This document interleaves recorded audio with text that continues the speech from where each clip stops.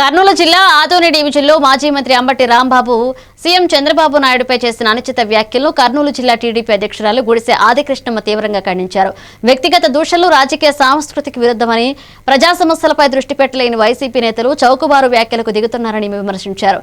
ఈ అసభ్య రాజకీయాలు ఆపకపోతే ప్రజలే తగిన సమాధానం ఇస్తారని హెచ్చరించారు.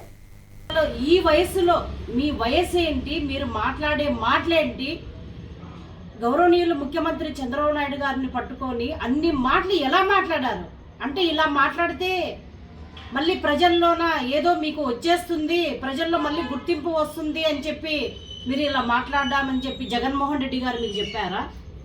ఇట్లా మాట్లాడే కదా మీరు 11 సీట్లకు స్టాప్ అయ్యింది. వైసీపీ పార్టీ పునాదులే చాలా దారుణమైన దాని నుంచి ఏర్పడ్డాయి.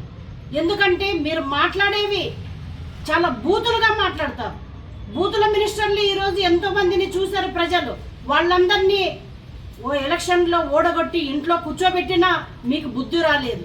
అయినా కూడా ఇప్పటికీ వైసీపీ పార్టీ కనుమరుగయ్యే స్థితిలోన మీరు ఇలాంటి మాటలు మాట్లాడి రెచ్చగొట్టడం మంచి పద్ధతి కాదు. ఇంత నీచంగా మాట్లాడినా కూడా ఇప్పటికీ మీరు అంబటి రాంబాబు గారనే మాట్లాడుతున్నాం. అది మా సంస్కారం.